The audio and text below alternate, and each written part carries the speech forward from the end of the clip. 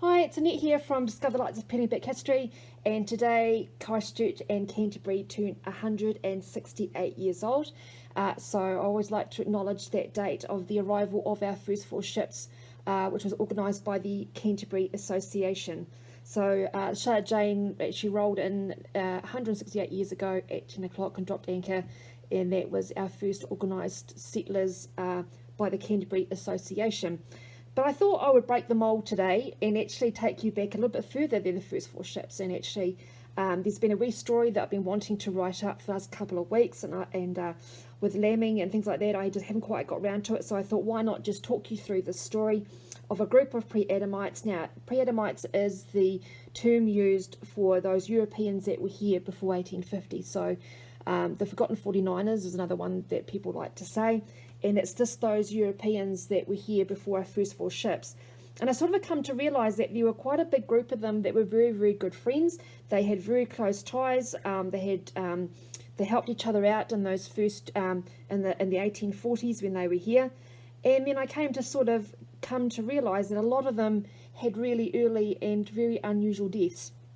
And so I thought that might be an interesting, and not many people would have actually kind of put this all together, about how sad these founding fathers of ours, how sad their ends really were.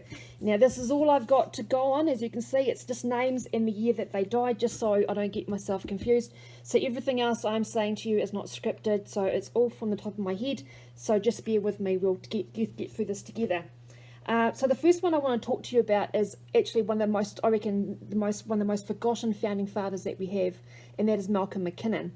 And Malcolm Mackinnon actually arrived in Canterbury, back then it was the Port Cooper Plains, in April 1840.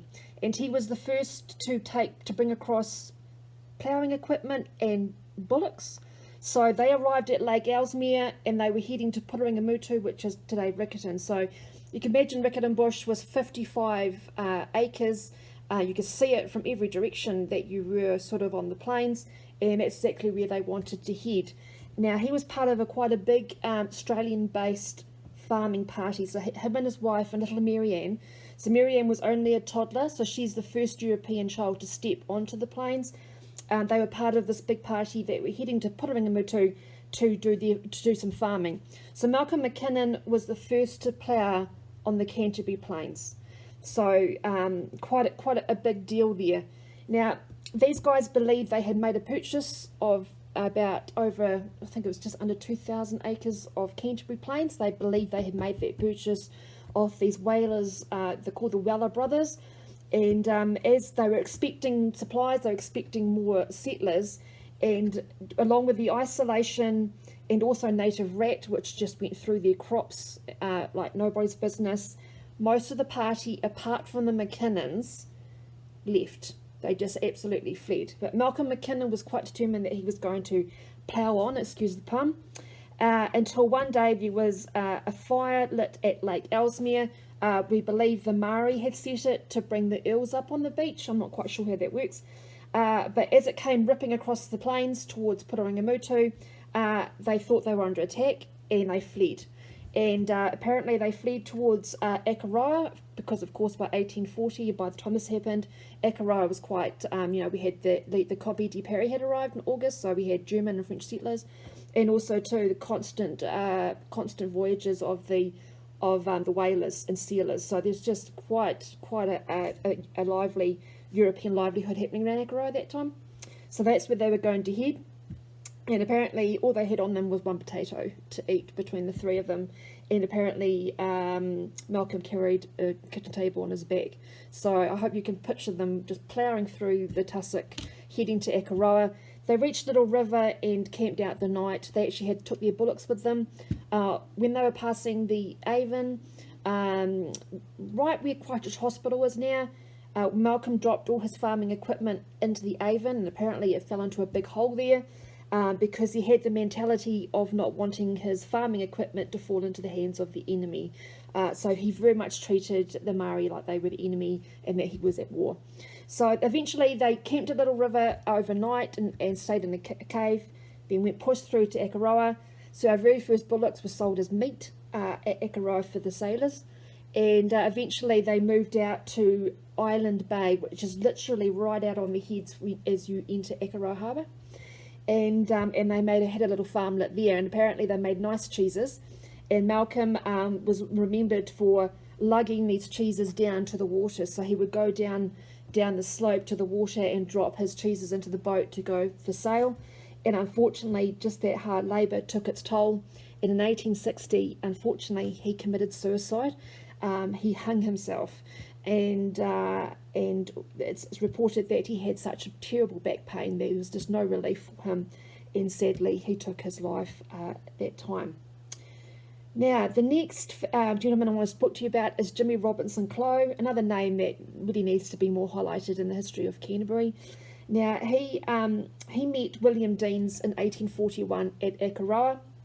Now, Jimmy at one time was one of 2 Europeans to be permanently living at Ekaroa. So when William Deans came down from Wellington, and I'll touch on William Deans next, so I'll tell you a bit more about that story. They happened to meet, and William Deans shared his farming dream with Jimmy, and Jimmy said, I know just the place. And it was Jimmy, William and George Dupper. They all got into a rowboat, and they actually sailed out of Ekaroa around the heads. It passed into the estuary and up the Avon, and that was the quickest way onto the plains at that time. And so they managed to make it up to Barbados Street, where the Barbados Street Bridge is, Oxford Terrace and Barbados. The cemetery is just adjacent to that. That's where they swapped boats, because from there on in they needed a canoe to get further up the plains. And the Avon was so overgrown that they were grabbing plantation and toy, and they were just pulling themselves down through the plains that way.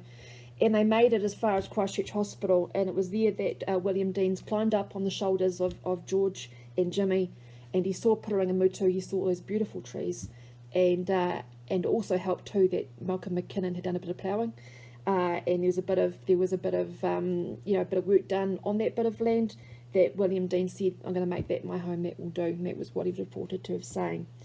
Now, Jimmy stuck around for a little while. He helped build the stockyards with Samuel Manson. Now, the Manson, the Gibby family came down from Wellington with William and John Deans. So these were all Scottish. Jimmy was British. And he stuck around. He helped build the stockyards and possibly helped to build the Dean's Cottage, which of course is now the oldest building on the Canterbury Plains, built 1843. And then when John Deans went back to Scotland to get married in 1852, Jimmy Robinson became the first manager of Homebush out in Darfield, which that farm still remains in Dean's family even today. But unfortunately for Jimmy had a wee problem with the drink. He did like to, the minute he got paid and he was in Christchurch, he would just drink it away. And he became so unreliable that he lost his job at Homebush. And he went on to live up mid Canterbury, more South Canterbury, in Alford Forest. And a bit of a handyman, bit of a gardener, but unfortunately he never quite beat the bottle. And he died in 1874, and it was about 2 weeks before anyone found him, and he died of exposure, and apparently some of the stories say there was an empty bottle beside him. Different versions of that, but we one thing you can't say is he definitely had a problem with the bottle. So a very sad end for such a character, who probably arrived here as an ex-convict, and had a family with a beautiful Maori woman, Nakaroa. So that's Jimmy Robinson Clow. So next man I want to talk to you about, of course, is William Deans. He died, well, he first went to Wellington. He was on the Aurora, which was the very first New Zealand company immigrant ship to Wellington. So Wellington celebrate that on their Wellington Anniversary Day is the arrival of the Aurora, and he was on that ship with the Prebbles and with the Gibbies. So there again, 3 big Canterbury families today as well were all on that ship. So seeing that the purchase of Wellington had only taken place weeks before the Aurora arrived and the rest of the other 3 ships that were due, nothing was ready for the settlers. And William Dean soon realised that he couldn't farm there, it was too steep, too warm. So he began to have a poke round, and he ended up catching a ride down to the South Island twice, once in 1840 and once in 1841. 1841 was when he met Jimmy Robinson Clow at Nakaroa, and he liked what he saw on the Port Cooper Plains, and made plans to do that. John Deans, his brother, arrived in Nelson in 1842, and again he found himself a bit shortchanged land-wise. Nothing was really there as well. But the brothers eventually met up, and William told John about Canterbury or the Port Cooper Plains, and said we should go into business together. So they eventually did, and the brothers came down together, and but unfortunately both brothers were destined to die at the age of 34. So they didn't see much of what they helped to establish. It was their reporting and their example to the Canterbury Association and the New Zealand Company that Canterbury would be good farming, and they didn't really live long enough to see what they had helped establish as well. So, because William and John lost most of their land because of Christchurch being established, now they rented 33,000 acres off the Ngāi Tahu for £8 a year. So if you imagine from Dean's Cottage, let's say, I think it's 9.6k out, 6.9, can't remember exactly, but it's 33,000. So basically from the Port Hills to the Waimakariri, that was all considered to be Riccarton from 1848 onwards. They lost most of that, got to keep 400 acres in Riccarton because that was what they had up in the North Island, and they got Homebush as compensation out in Darfield.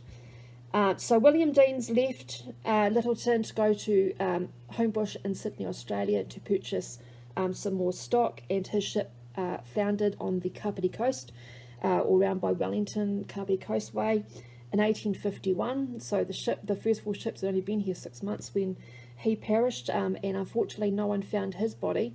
One of the 2 men that were hunting his body was Riccarton House trustee William Lyon and Thomas Hamner. Now Hamner, he was a surveyor, and imagine he was due to get onto that ship and he missed it, he was late. And let's just say if he got on that ship, we would not be calling Hamner Springs, because that's very much where he went on to work, was around the area, and that's how we got the name Hamner Springs. So it'd be interesting to, isn't it funny what we think would happen if these people missed a bus or a boat? We wouldn't have these names that we have today. Now another, John Deans, of course, was lost about his brother, but eventually he managed to go back to Scotland and get married. Unfortunately, on the way back to Scotland, he had caught a very bad cold. Some people say he caught yellow fever in the Panama, riding a donkey, of all things. And by the time he got back to Scotland, he had a bit of a cold, bit of a cough, and he thought going back to New Zealand would help settle down his chest. Unfortunately, he was wrong, and he died in 1854 of tuberculosis, right there in the Dean's Cottage, leaving his wife Jane and a 10-month-old baby boy, John. So both of the brothers 34 years old, for what they lived through and what they did for us, what untimely early deaths that they had. Now John Gibby he's the next man I want to talk to you about. He was an employee of the Deanses, and he was the stockman. So the Deanses were the first to bring Canterbury their Clydesdales and Merino sheep. So John Gibby literally was the first man to watch over our very first horses and our very first sheep. And unfortunately he also died in 1851, leaving his wife and 6 children in Gibby's Pass. So they had left the Dean employment in 1845 with the Mansons family, the 2 families that came out with the 2 brothers, and they went off to Murray Valley, which we now know today as Gibby's Pass. And very early 1851 he died of, again, it was a chest complaint. I've also heard stomach complaint, so maybe it was tuberculosis, just like John. So 1851, there's another pioneer that had passed away. The Deanses were very much living on Tony Beach. Well, William was, when he arrived in Wellington. So they went right up into the harbour, right up into Upper Hutt, and it's Tony Beach that he was, William Deans was living on with the Gibbies. Now, one of the family, there were 2 families also living on that beach that William became very friendly with, and one was Ebenezer Hay, and the other was Captain Francis Sinclair. And they all began to talk. Of course, William took himself off on his wee trips, as an unmarried man can do, and came back and told these neighbours of his about the Port Cooper Plains. And so what actually happened was that Captain Francis Sinclair was actually a boat maker, and Ebenezer Hay gave him the money, and they built their first schooner, which they called the Richmond. And it was this ship that the Deanses, the Gibbies, the Mansons, I'm going to talk to you about the Greenwoods in just a moment, and of course themselves, the Hayes and Sinclairs. That's how they travelled down to the Port Cooper Plains, was on this boat. And that Richmond continued to go back and forth, and that's how these families made money, was that transportation between Wellington, probably even further than Wellington, and Canterbury, and probably down to Otago at that time as well. Now, Ebenezer Hayes settled at Pigeon Bay and had a very, very large family. And of course his sons took over the farm. One day in 1863, his oldest son lit a fire, and unfortunately it got out of control, and it burned right up over the hill of Pigeon Bay and down into a neighbouring property, and that neighbour sued the Hayes for damages to crops. So Ebenezer Hay walked himself off to Christchurch to visit his lawyer, and the family were not expecting him back for a couple of days. There's no real estimated time of arrival, they just had to guess.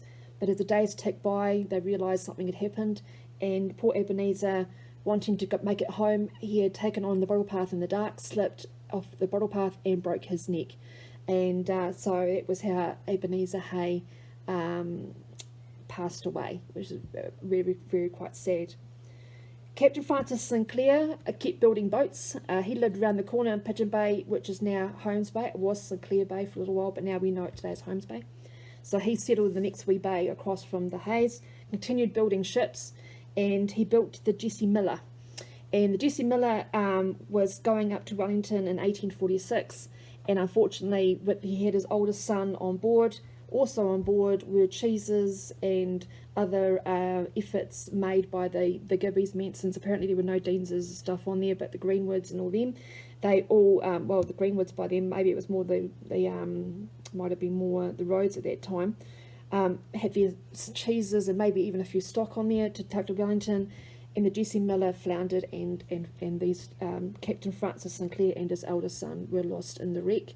And of course that just devastated the family, and I think the family left New Zealand for a couple of years. They did come back, but they did leave for a little while, and that was how we lost Francis Sinclair as well, in a drowning. The next I want to talk to you about the Greenwood brothers. They got to know William Deans when he was farming more around. William Deans did manage to get off Tony Beach, and he owned a little bit of land around Days Bay, just sort of around towards the harbour entry of Wellington, and near beside him was the Greenwood brothers, Joseph and James. And again, the Greenwoods heard about the Port Cooper Plains and wanted to have a go. And again, it was the Richmond that brought them down. And the Deanses and Mansons and Gibbies came down in February, and I believe the Sinclairs and Hayes made that trip a bit later, and the Greenwoods were even later than that. And the Greenwoods chose Parel to do their farming. And unbelievably, by 1851, all three brothers, Joseph, Edward and James, were dead.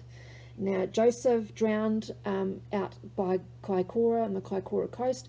Now, the reason they were at Parel and they got robbed, they were the very first, victims of Canterbury's first robbery in 1846 by the Blue Cap Gang. Another big name was William Preble, who was working at that time, and he was also involved in this robbery as a victim, of course.